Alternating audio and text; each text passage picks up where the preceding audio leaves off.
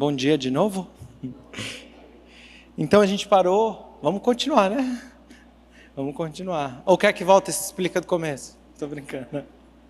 Então vamos continuar. Estava falando por que é que Moisés sugere ao faraó que haja o descanso. E aí então me perguntaram a hora que eu saí, duas pessoas, Álvaro, mas por que é especificamente? Então vamos lá. Livro dos Espíritos, das Leis Morais, capítulo 3, Lei do Trabalho, Limite do Repouso, questão 682. Sendo uma necessidade para todos aqueles que trabalham, o repouso não é também uma lei da natureza? E os Espíritos respondem, sem dúvida, o repouso serve para a reparação das forças do corpo e também é necessário para dar um pouco mais de liberdade à inteligência, a fim de que se eleve acima da matéria. Então aqui, Moisés vem trazer em estado de germen, em caráter universalista, a lei do repouso, e por isso se encontra como um dos 10 mandamentos. Mais claro? Sim, né, gente? Mas Moisés, então, ele começa a sair todos os dias ele saía e ia auxiliar o povo judeu. E certa vez ele vê uma briga, um egípcio chicotando, dando chicotadas, açoitando um judeu, ele intervém e ele começa a fazer isso todos os dias. Até que alguém do povo hebreu denuncia ele ao faraó. O faraó então ordena que ele seria morto. Ele foge para uma terra Midian. Quando ele chega em Midian, ele estaria ao lado do poço, em Midian, de um poço. Quando ele vê, então, algumas meninas que pastoreavam ovelhas, 7 meninas, e elas estariam sendo perseguidas. Quando elas estão sendo perseguidas, Moisés intervém por elas. Ele dá água de beber às ovelhas dela. O poço, diz o Midrash, que ele sobe o nível da água e elas retornam mais cedo para casa. Quando elas chegam na casa de Itró, o pai delas, ele pergunta, por que vocês chegaram tão cedo em casa? Elas contam a história, que tinham sido perseguidas. Um homem, Moisés, tinha ajudado, ele manda chamar Moisés. Quando Moisés chega lá, ele dá sua filha Tsipora como noiva dele.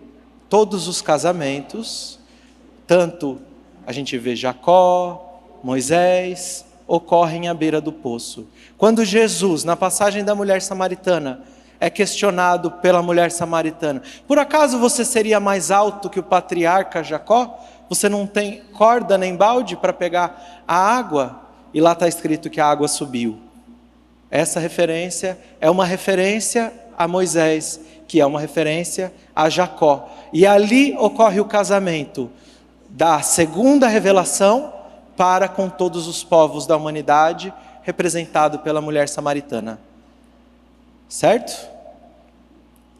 E assim, então, Moisés se tornou um pastor de ovelhas, pastoreava as ovelhas de Itró, mas Moisés era muito cuidadoso. Ele tinha medo que as ovelhas dele pastassem o pasto de alguém, um pasto que tivesse um proprietário. Então ele ia para o deserto pastorear, para que lá no deserto, terra sem dono, elas pudessem então comer à vontade. Um dia, conta o texto, que ele caminhando 40 dias e 40 noites, ele sobe até um morro, sem que as ovelhas comessem, sem que as ovelhas bebessem, sem que ele parasse para pegar água. Ele sobe em um morro e ele vê uma sarça ardente, um espinheiro que pegava fogo. Ali então, ele encontra com Deus. Mas a gente sabe que não dá para andar 40 dias e 40 noites. E mais uma vez esse número 40.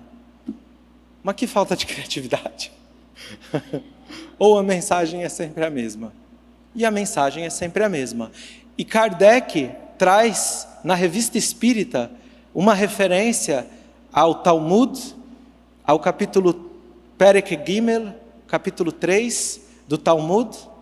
E ele diz que para se compreender Adão e Eva, é necessário compreender esse ciclo de 40, porque é dito que o povo judeu, que os espíritos, dentro da tradição judaica, da mística, os espíritos fazem um juramento 40 dias antes de nascer.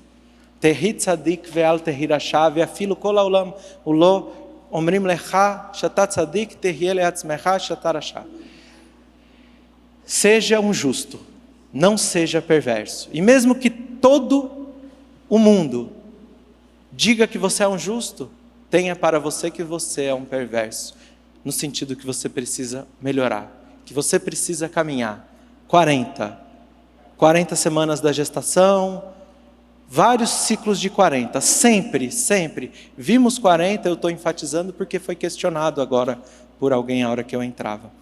Sempre que a gente vê ciclo de 40, não é tempo linear, nunca é o que está querendo, nunca é o que está escrito, sempre é uma interpretação espiritual. É um tempo, um ciclo de preparo, para quê? Uma missão, no caso de Jesus, no caso de Moisés. Aqui, quando ele se depara com a sarça ardente, qual é o significado? O espinho, a materialidade, e o fogo subindo, a espiritualização. Mas a sarça não era comida pelo fogo. Então isso significa que mesmo passando pelos processos de vicissitude, mesmo passando pelas dificuldades da vida, se você se mantém ligado a Deus, você não é consumido pela vicissitude. Mas um grande rabino, um dos mais respeitados de todo o judaísmo, ele diz o seguinte, que ali era o espírito mais puro do nosso planeta, se manifestando para Moisés. E Moisés tem uma diferença de todos os outros profetas do Velho Testamento. Qual? Aqui está escrito no texto, ele falou face a face com Deus. A gente já sabe que não é Deus. O espírito mais evoluído do nosso planeta, Jesus. Mas Moisés, então ele recebe de Emmanuel o nome de o grande profeta, o grande profeta. E se ele é grande para Emmanuel, ele deve ser muito grande para nós. Não seria a única vez que ele se encontraria com Jesus, em cima de um monte. Esse monte é o Monte Sinai. Ali ele recebe a missão de libertar o povo judeu da escravidão. E ele olha para aquela condição e diz, mas eu, gago, vou lá falar com o faraó? Fala para Arão, meu irmão. Então, aquele Deus, Jesus, responde, simbologia, tá, gente? Simbologia. O espírito mais evoluído do nosso planeta responde a Moisés, sou eu que coloco as palavras na boca dos homens. E sou eu que dou a luz aos olhos dos homens. Quando Paulo de Tarso encontra com Jesus à porta de Damasco, já está dada a resposta dele aqui. Ele ficou cego. E Jesus diz a ele que vá até Ananias, que ele seria curado. Existe uma correlação do encontro de Moisés e o encontro de Paulo à porta de Damasco. Ele então estaria face a face com esse espírito.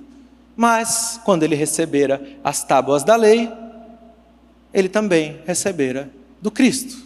Mais uma vez, um encontro com Jesus em cima de um monte.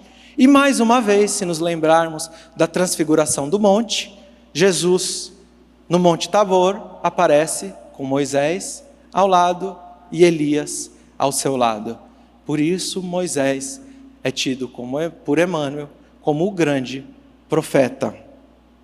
Assim, então, depois de ser esclarecido ele, que naquelas condições, nas nossas condições, quando nos é dado um trabalho, nós temos a condição de realizá-lo, Moisés naqueles dias como missionário da humanidade, cada um de nós no cumprimento dos nossos deveres individuais, no centro, para com a família, as nossas vicissitudes. Ele então resolve libertar o povo judeu.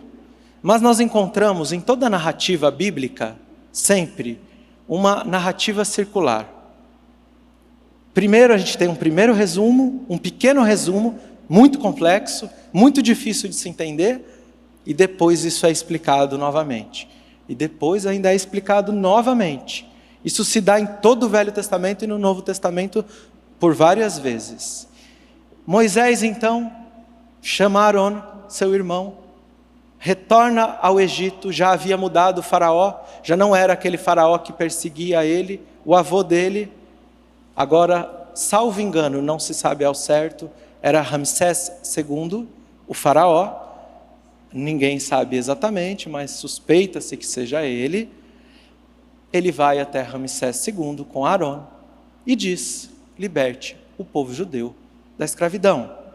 Mais uma vez, Faraó representando o maior dos representantes da materialidade no mundo, representando o Egito. Moisés representando o divino, aquela batalha interna dentro de todos nós. Materialidade versus espiritualização. Ele vai até o faraó e diz: liberte o povo judeu, eu venho em nome de Deus. O faraó olha: mas em nome de Deus? Como que eu posso acreditar nisso? Ele então, Arão, seu irmão, lança um cajado ao chão. Seu cajado se torna uma serpente. Mas os magos do faraó que se encontravam juntos jogam 10 cajados. E os 10 se tornam serpentes. E o faraó diz: justificativa, mais uma vez. Sempre a gente justificando os nossos equívocos, mas não buscando sanar a nossa imperfeição. Ele fala: olha, os meus magos fizeram o mesmo. Qual é a diferença da serpente que é jogada por Arão e a dos magos? A serpente é a representação, se a gente se recordar, no livro de Gênesis, Adão e Eva, da transgressão às leis divinas. Mas a transgressão, quando eu transgrido, tenho consciência e aí eu me justifico, me achando mais inteligente do que Deus, dou minhas justificativas intelectuais. Essa é a transgressão da serpente. Mas a transgressão de Arão veio daquele que representa Deus. Então é uma transgressão. Houve transgressão por parte do povo judeu. Houve essa transgressão. Mas a transgressão por parte do povo judeu já estava assistido pela misericórdia divina. O povo judeu está descrito no livro de Êxodos que havia feito preces sinceras. E por esse motivo Moisés estaria encarnando. Aquela que vem dos magos, elas são engolidas porque é providência divina. Não importa a rebeldia do nosso espírito, como a gente viu no encontro do senador Públio Lentulus. Jesus diz a ele: você pode agora seguir os meus caminhos, ou escolher entre milênios de dor. Então a gente pode escolher pelo livre-arbítrio. Mas em um processo, através da lei do progresso, todas as nossas ações um dia serão direcionadas através da evolução do Espírito e serão canalizadas essas forças, esses conhecimentos para o bem. Paulo de Tarso, quando se depara com Jesus, todo o caminho que levou ele até o momento de dor, até o encontro, o seu despertar da consciência, quando ele se encontra com Jesus, todo o seu passado serve de ferramenta para que ele possa se superar. Por isso a culpa definitivamente é um sentimento que não devemos ter. É um pouco difícil entender essas 10 serpentes, não é? Mas se a gente está fazendo uma analogia e mostrando que todas essas questões trazidas por Moisés na primeira revelação, elas são completamente explicáveis dentro de Kardec, dentro da doutrina espírita, será que nas obras subsidiárias a gente consegue um paralelo perfeito para com as 10 pragas do Egito? Que depois disso, o faraó não liberta, Arão e Moisés saem, e eles vão retornar para falar com o faraó. E a gente vai começar as 10 pragas do Egito. Alguém acredita que sim? Alguém tem muita fé aqui? Mas tem que ter muita fé. Sim. E como eu disse, Emmanuel está nos guiando aqui. O conhecimento de Emmanuel está nos guiando por esses textos. Todos os momentos eu cito ele. Quando eu não cito, eu estou me guiando através da sua obra, do seu conhecimento. Nós vamos encontrar isso. Mas aonde? Em qual livro? Há 2000 anos, a história do senador Públio Lentulus. Vamos resumir esse momento? Lá no início do livro, há 2000 anos, na psicografia de Francisco Cândido Xavier, Chico, é narrado no prefácio do livro que aquela obra teria sido autorizada diretamente pelo Cristo. E às vezes a gente não dá muita atenção, pensando que é apenas um romance. E Emmanuel diz, a fim de que aprendam do senador, da minha experiência como um senador orgulhoso, vaidoso e arrogante, eu conto a vocês a minha história. Emmanuel se encontrava aprisionado, escravo no próprio Egito do que ele descreve como sendo seu orgulho, sua vaidade, sua prepotência. Nas primeiras páginas do livro, no primeiro capítulo, nós encontramos ele andando ao lado, o senador Públio Lentulus, andando ao lado de Flamínio Severus, e eles conversam sobre um sonho. Um sonho que ele havia tido, onde ele se via como o bisavô dele. E o bisavô dele havia sido um senador, mas ele fala, eu possuía minhas mãos sujas de sangue. E eu tenho aqui a esfinge, uma estátua. Na minha biblioteca, ele mostra a Flamínio Severus, olha como ele se parece comigo. Eu me via como ele. Mas os romanos não eram reencarnacionistas. E ele fala, quando eu estava nesse sonho, diante de um tribunal, me falavam que eu reencarnaria. E chegavam espíritos envoltos em péplos de luz. Espíritos de luz chegavam a ele e então diziam que reencarnariam junto dele, na missão de que ele despertasse sua consciência, se libertasse do seu Egito pessoal. Todas as vezes eu estou falando Egito, porque se Abraão, lá atrás, no início do seminário, estava comendo pães ázimo e o povo judeu ainda não era escravo no Egito, a escravidão descrita não é a escravidão física, mas a escravidão moral, a escravidão do espírito.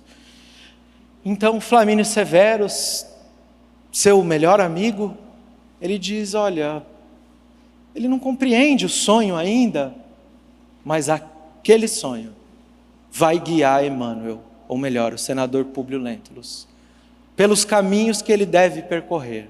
E quando ele assim, se afastar através de suas paixões, dos seus vícios, da sua escravidão, o seu norte vai estar na sua consciência. Eu estou falando de Emmanuel, mas de todos nós também. Então, primeira praga do Egito, Moisés e Arão vão até o faraó e dizem, liberte o povo judeu. O faraó diz, não, uma grande praga vai acometer o Egito antigo. E o faraó não acredita. Arão estende as mãos sobre o Egito e o rio Nilo se transforma em sangue. E toda a água do Egito se transforma em sangue. Durante 7 dias, toda a água do Egito se transformou em sangue. Mas somos todos bem capacitados de compreender que a água é um bem básico para a sobrevivência humana. Será que eu poderia ficar 7 dias, ou melhor, uma nação, ficar 7 dias sem água? Não, morreriam todos. Mas então diz o Midrash, que o faraó mandou perfurar poços próximos ao rio Nilo. E então, o povo andava até lá, buscava água e retornava aos seus lares. O que representa isso para nós, à luz da doutrina espírita? E nós vamos encontrar esse paralelo perfeito com o livro há 2000 anos. Quem não lê, leia. Quem leu, releia.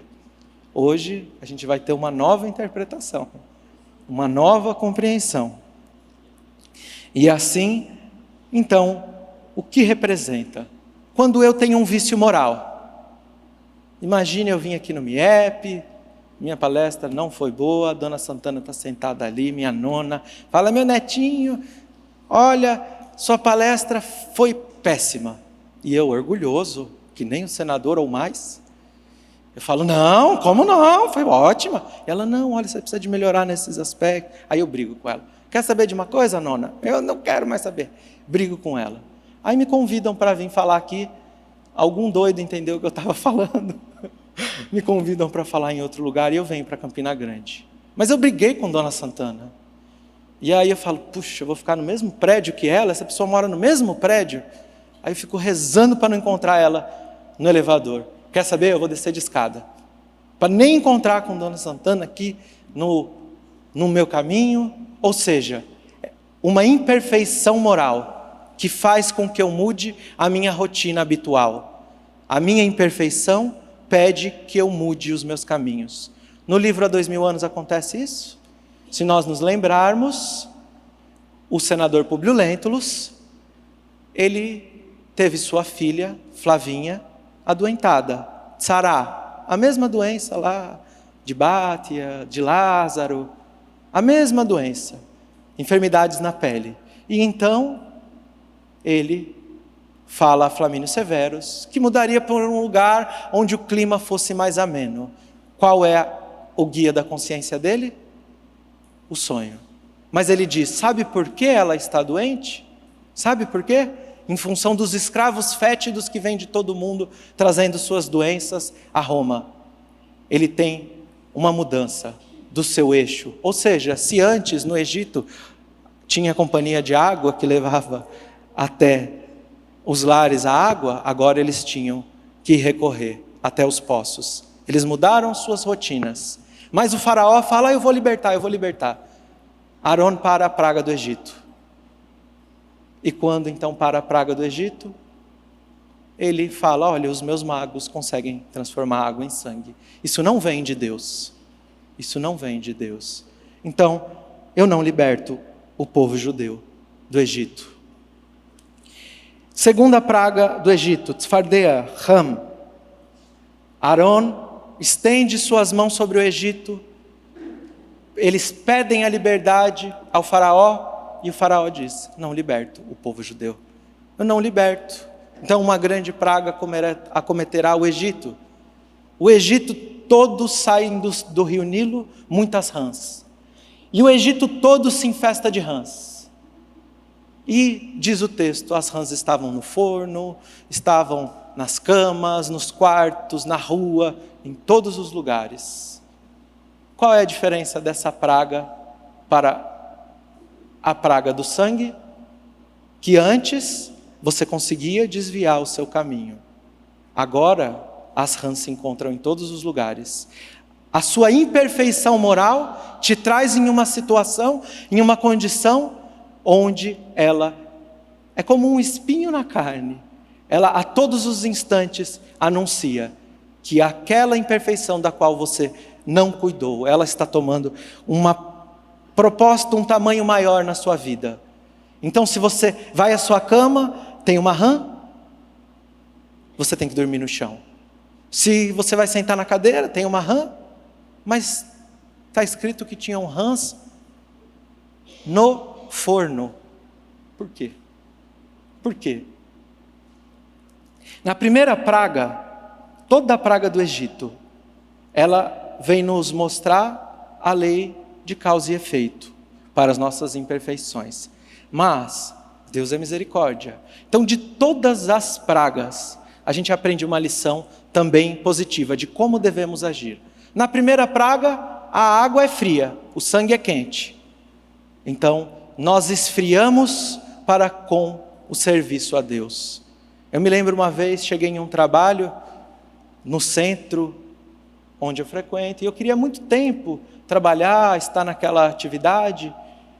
E o dia que eu fui convidado, fiquei muito feliz, obviamente, e eu cheguei ao trabalho, nós tínhamos a vibração antes do trabalho, e um espírito vem até mim, se apresenta e diz: eu vou ser o seu mentor nesse trabalho. Falou: e eu espero que você venha por todas as vezes com o mesmo entusiasmo da primeira vez. E a gente não faz assim, né? A gente geralmente não faz assim. Então a gente vai esfriando, vai perdendo calor. Como o sangue é quente, a água é fria. Mas o sapo é frio e o forno é quente. Então a gente tem que ter entusiasmo, mas não entusiasmo demais. Porque se a gente tiver entusiasmo demais, a gente se torna inquisidores dentro do nosso centro espírita, e a gente se torna inquisidor, impondo as nossas ideias por nos tornarmos fundamentalistas. Então, a gente tem que ter calor como o sangue, mas tem que ser frio como o sapo, que mesmo dentro do forno, ele ficava geladinho, mesmo quando a gente é cobrado pelos nossas vivências como inquisidores. No livro Há 2000 anos, o que acontece? O senador Públio Lentulus desembarca na terra de Israel, junto com sua família, acompanhado da guarda pretoriana. Eles acompanhavam, então, para fazer a segurança, quando um jovem de nome Saul de Joras arremessa uma pedra para acertar o rosto do senador. Existia naqueles dias o movimento dos zelotes, que se inspiraram nos macabeus, judeus que lutaram contra a helenização da cultura hebraica e assim conseguiram com que os gregos não tivessem tanto domínio, entre aspas. Eles então se inspiravam nos macabeus, nos Hashmonaim e buscavam a luta armada. Provavelmente Shaul vivia, nós veremos mais à frente que sim, ele vivia num movimento onde se falava da agressividade para libertar o povo judeu. Ele lança a pedra para acertar o rosto do senador, mas a pedra desvia e acerta o rosto de Lívia, a esposa do senador Públio Lentulus. Ele então manda com que aqueles guardas peguem ao jovem, começam a espancar, e um daqueles espíritos envoltos em péplos de luz, então interage e diz para que parasse a agressividade. Ele então não poderia deixar que apenas fosse espancado. Ele era um judeu, ele era um senador romano. Ele então diz que ele fosse condenado às galeras, que ele remasse para o resto da vida dele, que seria alguns meses provavelmente, e se fosse escravo dos romanos. Ele é capturado, é levado, mas naquela noite, quando ele está preso, naquela cela, passa um grupo de romanos, que eles eram contrabandistas de escravos, sequestram Shaul. Ao dia seguinte, contam isso ao senador Públio Lentulus, que ele havia fugido, e vem um homem, um judeu, André de Joras, pai de Shaul, e diz, sem saber que ele havia sido sequestrado, ele diz: tenha misericórdia, você é pai, tenha misericórdia de meu filho, liberte ele.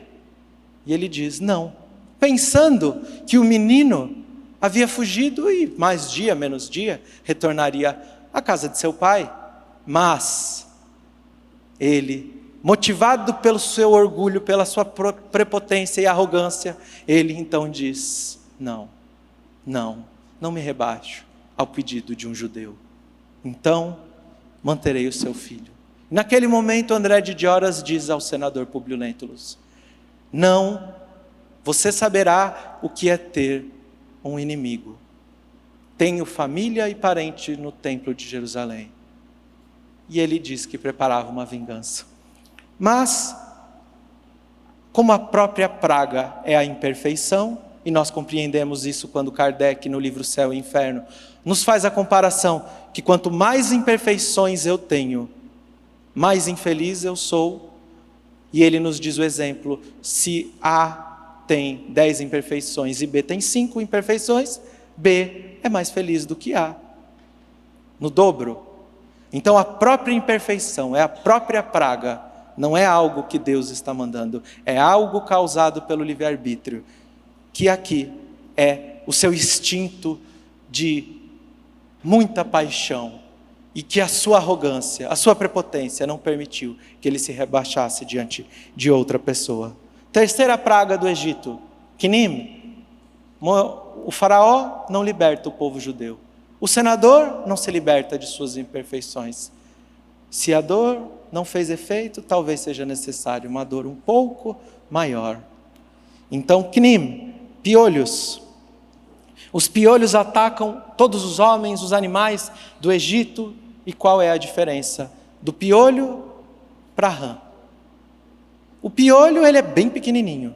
E se a rã, se eu fosse sentar nessa cadeira e tivesse uma rãzinha, ou seja, se a minha imperfeição moral se encontrasse na condição ainda de eu fugir dela, nesse momento não mais. Ela se encontra em contato direto com o meu corpo, realizando o seu trabalho incessante de dor. Piolhos. Mas os magos do faraó, mais uma vez, conseguem realizar essa praga em laboratório, entre aspas, eles conseguem realizar essa praga, e o faraó ainda não estaria livre das suas imperfeições. Emmanuel não estaria livre de suas imperfeições. Mas, se aprendemos do dam, dos sapos, das rãs, o que aprender do piolho? Sermos pequeninos o suficiente para servirmos a Deus em todos os lugares. E no livro Há 2000 anos, o que acontece?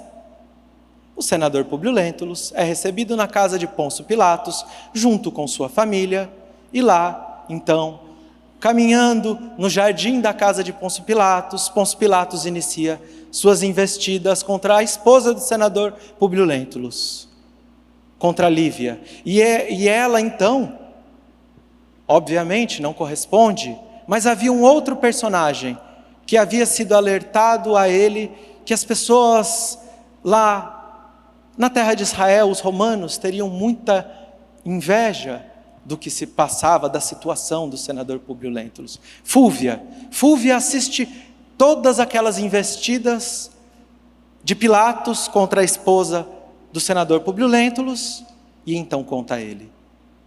E Joana de Ângeles nos diz que o ciúme, ela é uma praga incessante que leva a pessoa à loucura. Ela não sai da cabeça da pessoa em momento algum.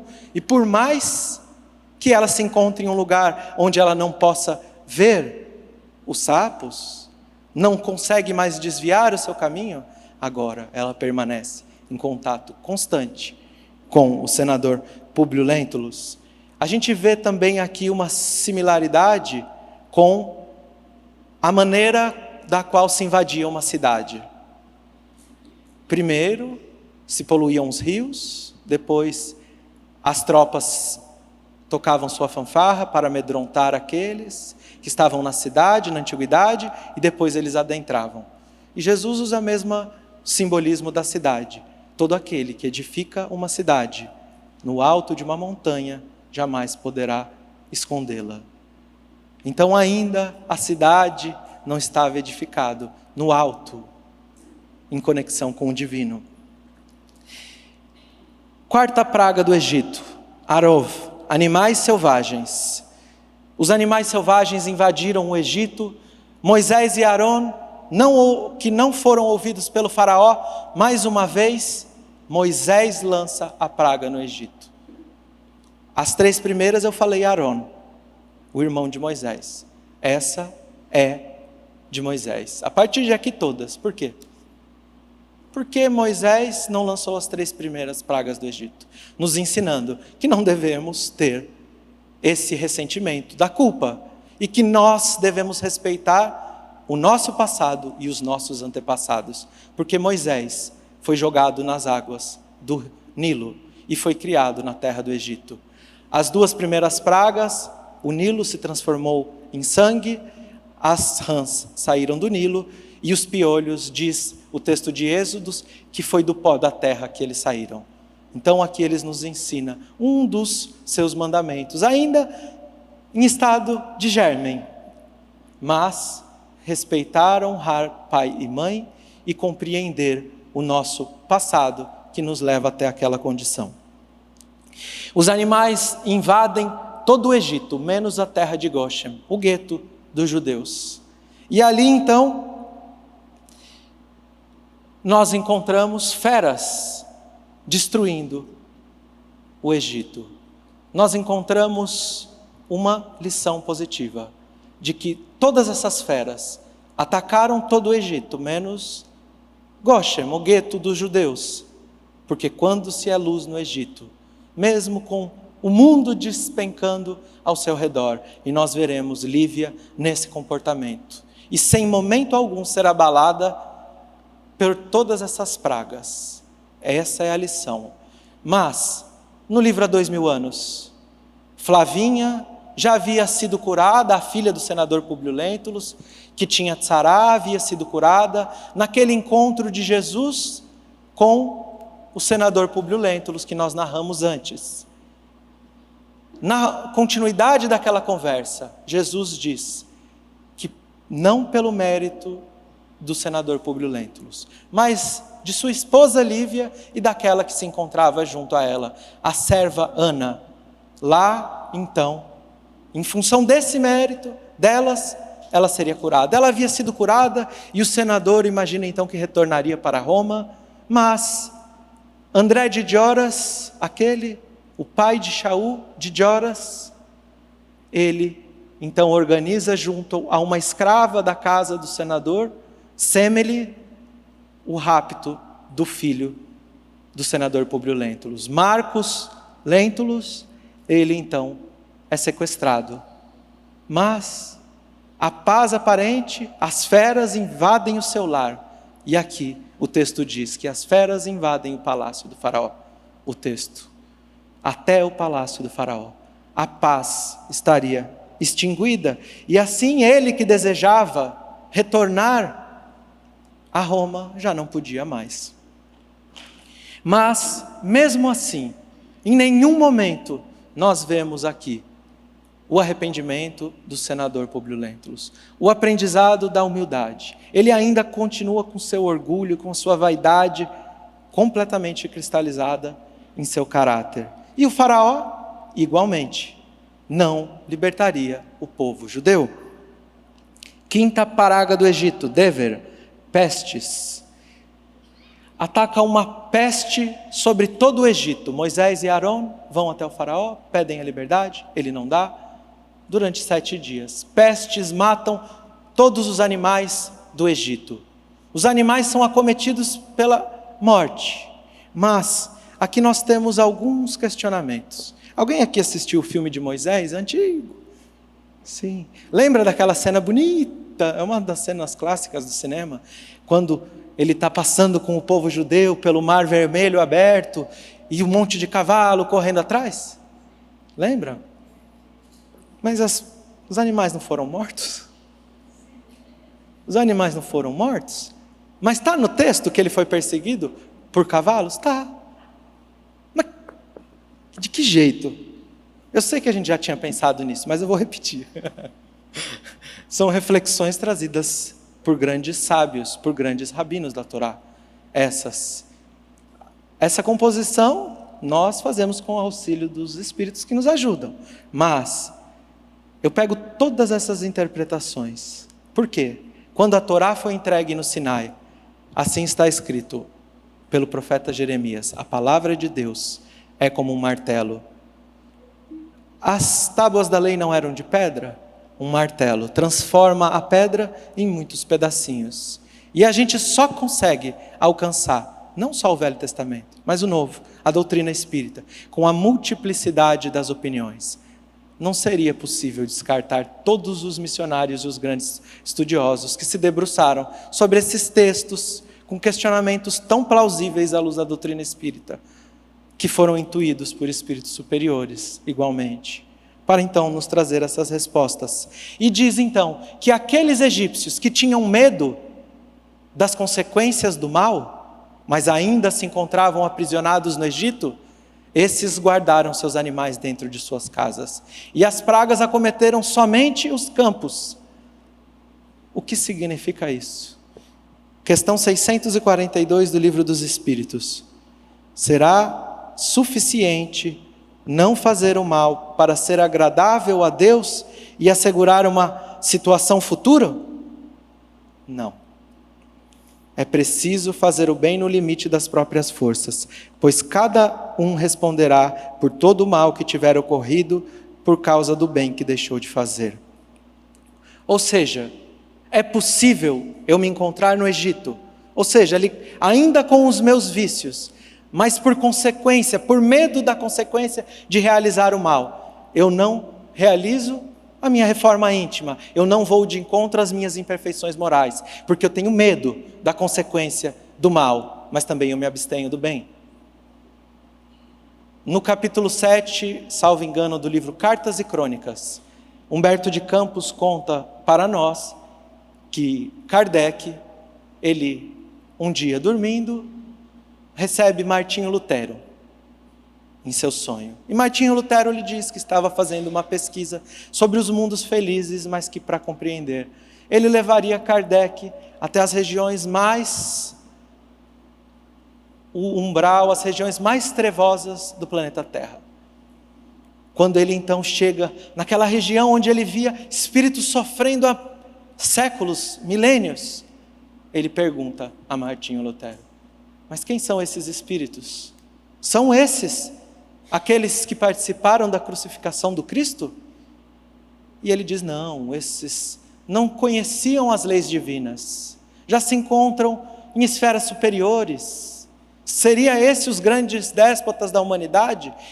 Átila, Calígula e tantos outros? Não, esses, quando assim realizaram seu mal, não conheciam as leis divinas. Mas quem seriam esses? Esses são aqueles que, conhecendo as leis divinas, para esses sim, a reencarnação é dificultosa. Então aqui, nós entendemos que muitos desses egípcios guardaram os animais em casa, que no futuro vão perseguir a liberdade do povo judeu. Nós estamos falando de nós mesmos. Somos nós nos abstendo do mal, não indo contra as nossas reformas íntimas, mas no momento em que nós falarmos assim: eu quero me libertar do meu Egito, a minha consciência me pede, agora eu preciso de mudança. A consequência dessas não ações para o bem, irão perseguir a minha consciência. Muito difícil, gente? Dá para entender, né? E no livro Há 2000 anos, o que acontece? Ana, a serva, uma das servas do senador Públio Lentulus, de Lívia, se encontrava sempre em contato com o Cristo. Ela ouvia suas pregações, e então ela diz a Lívia: Lívia, vamos ouvir as pregações de Jesus, ele vai acalentar o seu coração. Ela vivendo toda aquela dificuldade em seu lar, Lívia então diz: mas eu não quero ser vista como uma patrícia romana. Ela se veste como uma judia, uma serva judia, e vai. Ela ouve então o sermão da montanha junto a Ana. Ela retorna à sua casa, e quando retorna à sua casa, o senador Públio Lentulus vê ela naquelas vestes, e seu orgulho diz: como uma patrícia romana se comportando e se vestindo dessa forma? Como é possível? Como é possível que você esteja assim? Ele se lembra que Pôncio Pilatos possuía uma casa próximo daqueles arredores, e ele começa a pensar: será que Lívia, o seu ciúme, a praga que não fora combatida, estava com Pôncio Pilatos? E ele então, a própria praga da vida dele, mais uma vez a sua imperfeição, é viver dentro do desconforto, da desconfiança, daquela situação que havia se passado. Mas o senador Públio Lentulus ainda não havia sido suficientemente tocado. O que então acontece? Moisés e o faraó vão mais uma vez, ou a consciência, vai mais uma vez ao senador e diz: por favor, liberte o povo judeu. E a consciência do senador ainda não estava dilatada. Representada pelo faraó, ele diz: não libertarei o povo judeu do Egito. Mas, dessa vez, uma outra praga seria cometida: dermatose, Sherim. Então, todos os egípcios recebem a praga da dermatose, suas peles ficam com aquelas inflamações. E o que é uma inflamação? É uma reação onde, por exemplo, uma inflamação na pele, o meu tecido, ele toma uma proporção, ele busca ser muito maior do que ele realmente é. O orgulho. A representação do orgulho, acometendo todos os egípcios mais uma vez. No livro Há 2000 anos, nós encontramos o senador Públio Lentulus, junto com Lívia, junto com toda a sua família, já na cidade de Jerusalém, próxima à crucificação. Eles haviam subido, como todo o povo judeu, subia para comemorar a Páscoa. Jesus encontrava-se após a Santa Ceia, e Ana e Simeão, que era primo de Ana, parente de Ana, eles vão até Lívia e pedem para que ela pudesse tomar uma atitude. O profeta, o Messias, estaria sendo condenado. Lívia imediatamente pensa em seu marido, a maior autoridade naqueles dias na colônia, na província da Palestina. E ela então se lembra que ele não estava falando com ela. Quem ela poderia procurar? A segunda maior autoridade? Pôncio Pilatos. Ela então vai até o palácio de Pôncio Pilatos. Mas naquele momento ocorria uma reunião da alta aristocracia dos romanos dentro do palácio de Pôncio Pilatos. Ele é chamado, ele atende Lívia imediatamente, ele tinha suas pretensões com ela, leva ela até um quarto onde ele realizava suas orgias, mas ela, obviamente, nada faz. Pôncio Pilatos, nós sabemos que lavou as suas mãos, nós assim o julgamos até hoje, mas nós lavamos nossas mãos diante do Evangelho por várias vezes nos nossos dias. Mas quando ele se encontra, então, ela se encontra saindo, Fúvia, aquela personagem que no começo do livro envenenara o ciúme do senador Públio Lentulus, chama ele na sala e diz: olha, você não acreditou em mim? Agora ela sai aqui, desce da sala onde ele realiza as orgias, olha como ela é infiel. O senador olha aquilo, e então seu orgulho, sua vaidade, sua arrogância, sua petulância não permitiria. Ele, que dedica o poema Alma Gêmea da Minha Alma para Lívia, passaria 25 anos sem falar com Lívia. Aquele o espírito que ele mais amava, do qual ele tinha se comprometido no plano espiritual. Ele passaria 25 anos, a partir daquele dia, dentro do mesmo lar, mas com poucas palavras e com muita arrogância para com ela. Obviamente, sua consciência lhe apontava todos os instantes que Lívia não havia assim nada realizado com o senador. 7ª praga do Egito. Granizo. Moisés e Arão vão até o faraó, pedem a liberdade do povo judeu, e mais uma vez, o povo judeu não é liberto. Uma grande praga acometeria o Egito. Se antes morreram os animais, agora a praga mataria os vegetais. Então, o granizo cai, alastrando todas as plantações do Egito.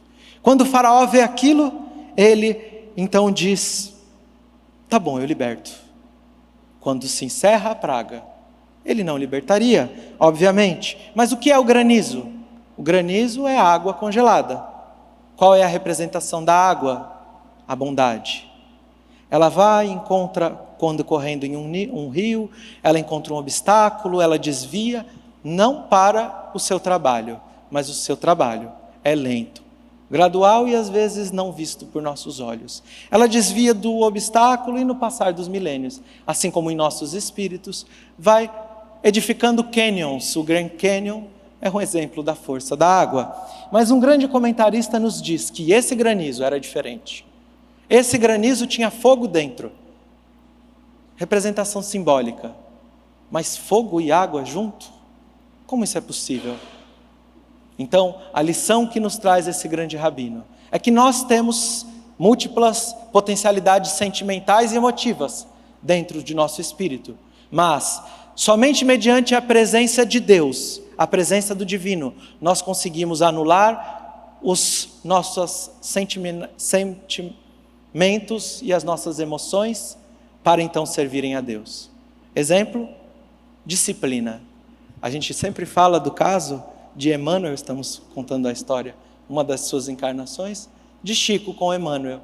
E isso serve de pretexto para aplicarmos o Evangelho com firmeza, para então impormos disciplina aos outros. E quando Emmanuel disse a Chico, ele falava de autodisciplina, da disciplina dele para com ele mesmo. A disciplina exige severidade, a bondade, leniência. Quando as duas se encontram equilibradas, nós alcançamos o bom senso. Isso só é possível mediante a presença de Deus. Essa é a lição da 7ª praga. E no livro Há 2000 anos, o que acontece? Já fazia muitos e muitos anos que o próprio senador não ouvia notícias, mesmo procurando por toda a província, o seu filho Marcos. Ele recebe as notícias de que o seu amigo Flamínio Severus, que permanecera então administrando seus bens em Roma, estaria para desencarnar. E ele então sugere que sua família retornasse a Roma, para que ele tivesse uma última conversa. Eles retornam a Roma, Flavinha já era uma moça. Quando ele chega, é recebido pela família do senador Flamínio Severus. Quando chega em seu lar, Plínio Severus, o filho do senador, se enamora por Flavinha. Mas aquele casamento, Plínio iria então se entregar aos vícios, às paixões, à libertinagem, à festa. E essa é o começo da destruição definitiva do Egito, do senador Públio Lentulus. Ele então viria aquele Shaul de Joras, que fora vendido como escravo, teria sido vendido sem que ele soubesse para Flamínio Severus. Ele era escravo na casa de Flamínio, mas ele alcançara um grande nível intelectual, já era liberto e tinha grande fortuna. Ele também se apaixona por Flavinha.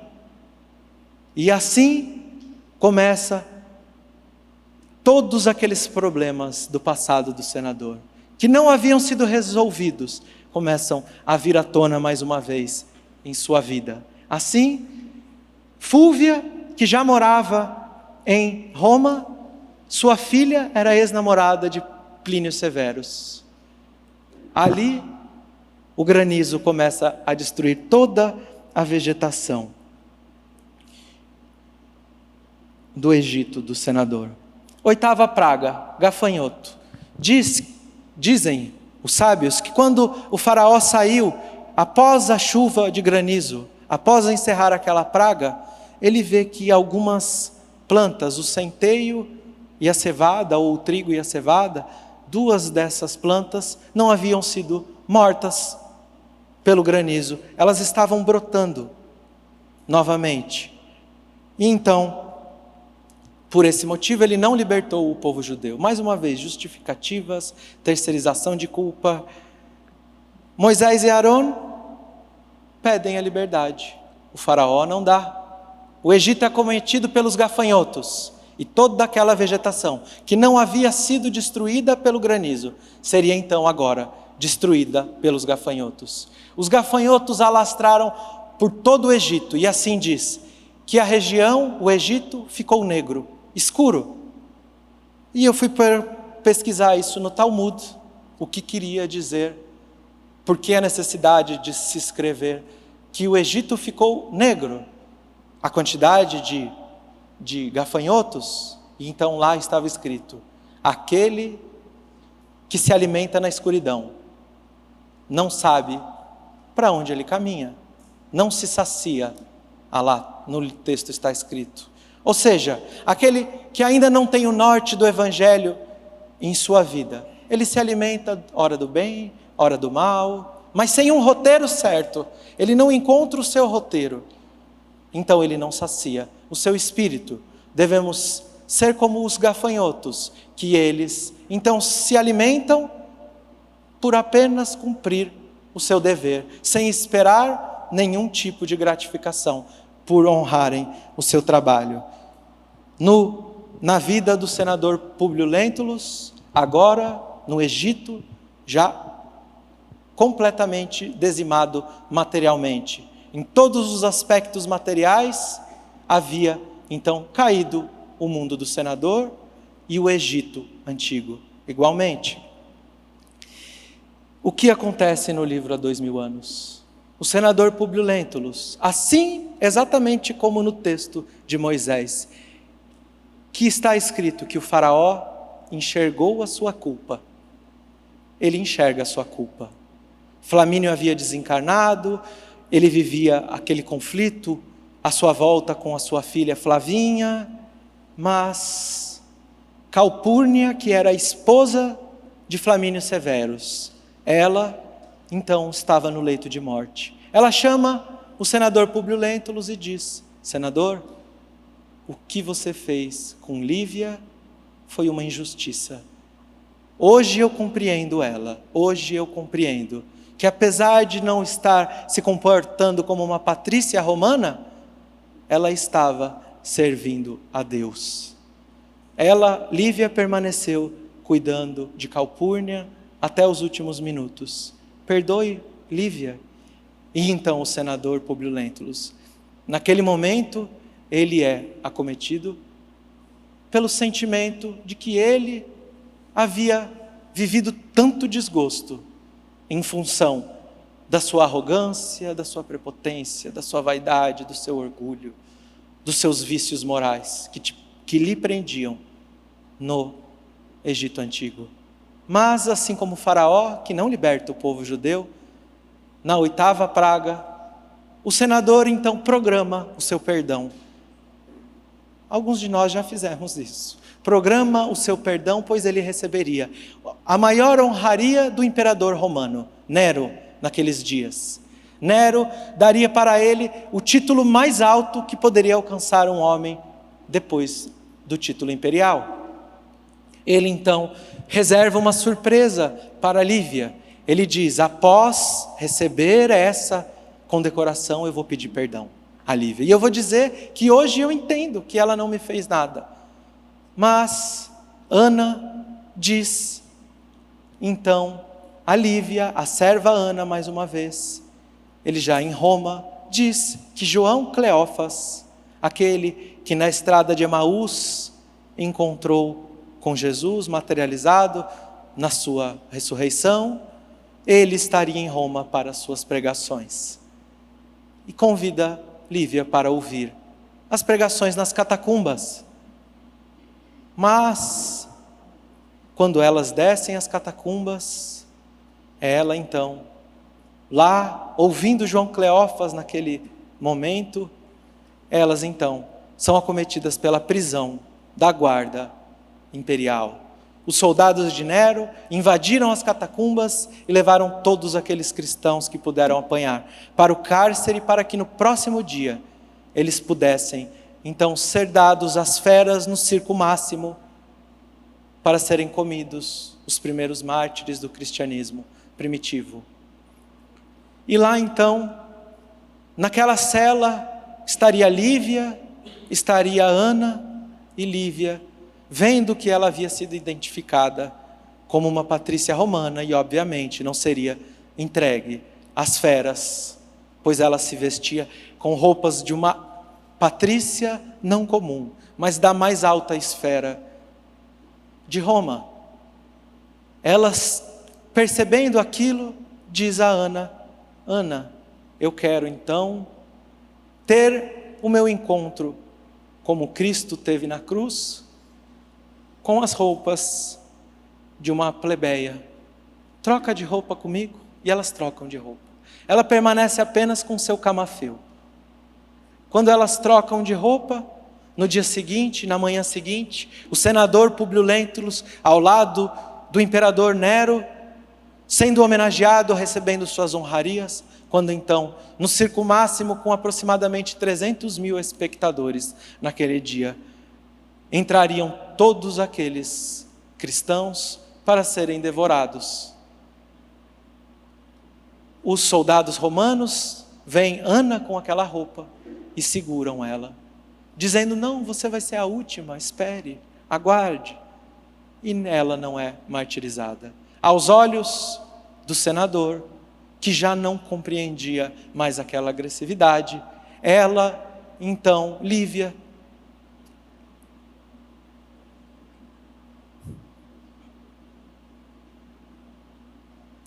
sua esposa, sua esposa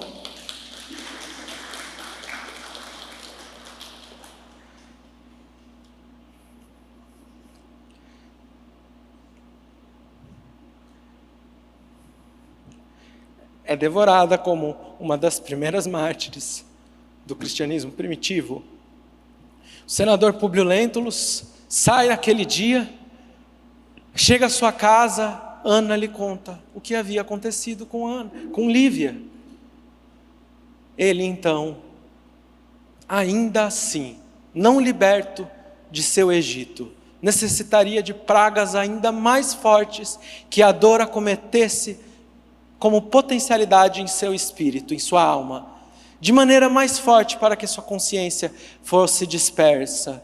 É narrado por Clóvis Tavares, na psicografia de Francisco Cândido Xavier, no livro Amor e Sabedoria, de Clóvis Tavares, que naquele momento em que o senador sai sem rumo, ele vai em direção à Via Ápia, ao portão da Via Ápia, e lá então, próximo dali, ele se depara com o que está no livro há 2000 anos, com um grupo de soldados que estariam vendendo os pertences daqueles que haviam sido martirizados, e um deles oferece um camafeu, e ele reconhece que aquele camafeu era o que ele havia dado em promessa de amor a Lívia. Ele compra dela e, seguindo encaminhada, ele vê um cavalo que dispara em direção ao portão da Via Ápia, mas um jovem, que aquele jovem era um cristão, ele entra à frente do cavalo, e aquilo impressionara ao senador, que quando vê, ali se encontrava um homem, Paulo de Tarso, junto àqueles cristãos. Ele tem um diálogo com Paulo de Tarso, que marcaria a sua eternidade. E ele assim psicografou o livro Paulo e Estevão, em função desse encontro com Paulo de Tarso. E ele aguardaria na encarnação como Padre Manuel da Nóbrega para fundar a cidade de São Paulo, na data da conversão do apóstolo Paulo ao portão de Damasco. Ele narra que ele encontrou como Padre Manuel da Nóbrega naqueles dias, o que Lívia enfrentou no circo máximo junto às feras, na catequização do amor junto com os nativos na história do Brasil. Mas o senador, ele tinha um grande amigo, Pompílio Crasso, outro senador, e eles se encontravam então, já um pouco mais velhos, mas ambos haviam vivido em Jerusalém, na terra de Israel. Vespasiano, que já havia assumido como imperador romano, ele chama o senador Públio Lentulus e Pompílio Crasso, e pede a eles que acompanhem as tropas romanas que estariam então realizando no ano 70 a destruição, o cerco de Jerusalém, a destruição do templo por Tito. Eles vão até Israel a pedido de Vespasiano acompanhar as tropas. Quando em uma daquelas batalhas eles se encontravam conduzindo as tropas, ele é capturado por um grupo de judeus rebeldes. Ele é levado até uma prisão, e nessa prisão ele encontra André de Gioras, aquele do princípio do livro, pai de Shaul de Joras. E lá então, na prisão, ele diz: ora, ora, senador Públio Lentulus, o destino te traz às minhas mãos. Pompílio Crasso é morto imediatamente com a espada, mas ele diz: você não, você permanecerá vivo, mas cego, nona praga do Egito, escuridão.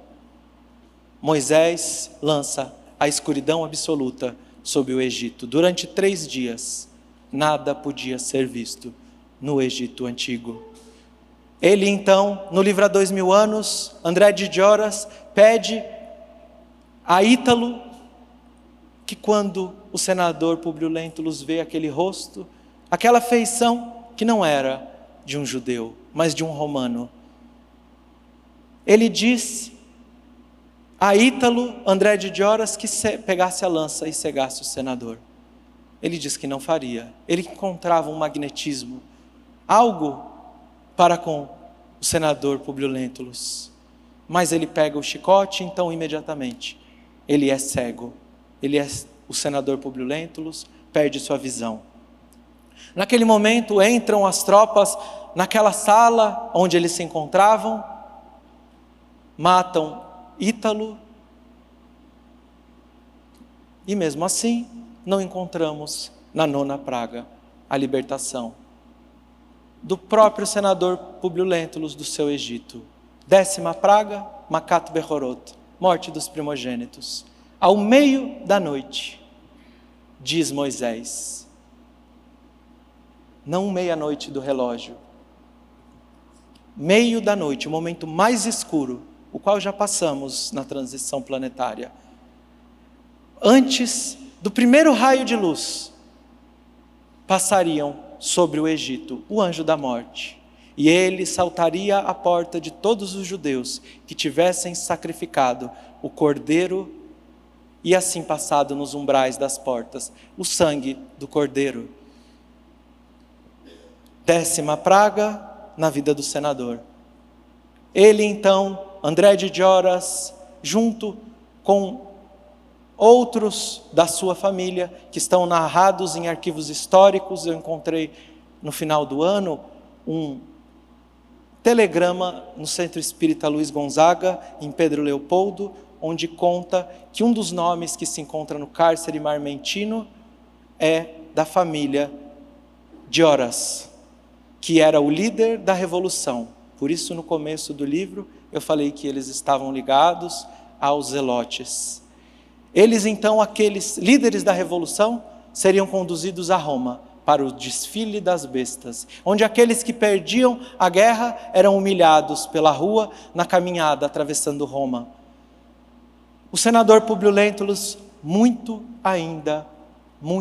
arrogante, sabendo que talvez ele conheceria e que tinha um magnetismo por Ítalo, ele não descera até o convés do navio para conversar com André de Joras, para perguntar quem era aquele escravo que havia sido morto e que ele havia dito que tivesse o ritual de morte dos romanos. Ele então, acometido agora pela destruição completa, material, familiar, de todos os aspectos de sua vida, já em Roma, ele permite se libertar do seu Egito. E ele diz que desceria até o cárcere marmentino, para então ter uma conversa e saber quem era aquele jovem. Quando ele adentra, já cego, André de Joras olha para ele, pede desculpas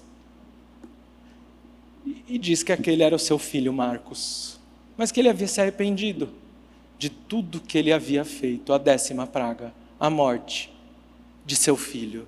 Assim então, o senador Públio Lentulus iria narrar no livro Há 2000 anos, num paralelo, das 10 pragas que acometeram a sua própria vida.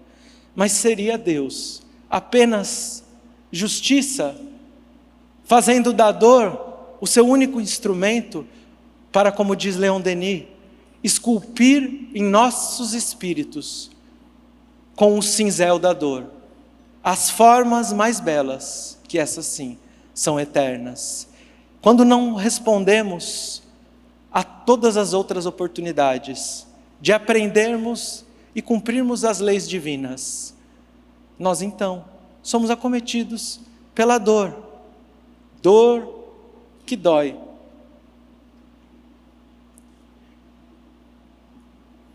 Em colo de mãe, dor que dói.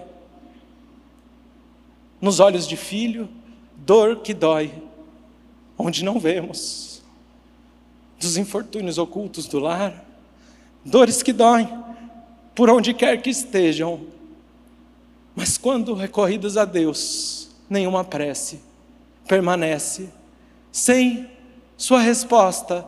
Dores que sim, são como um cinzel, que tiram tudo aquilo que não faz parte de nosso espírito, esculpindo a melhor e a mais bela forma, a maior e a mais bela escultura de toda a humanidade, a regeneração do homem. Assim, nesses dias, nessas dores, das quais somos acometidos pelo amanhecer da nova era, nós tenhamos certeza que quem conduz a esse cinzel são as mãos do próprio Cristo, que na providência divina jamais abandonaria nenhuma de suas ovelhas, nenhum de seus filhos. Essa dor que dói, mas que é misericórdia, pois em 7 dias, diz-nos que houve praga, mas por hora é dito por 30 dias. 7, 4, materialidade, 4 elementos da natureza, água, terra, fogo e ar, quinta essência,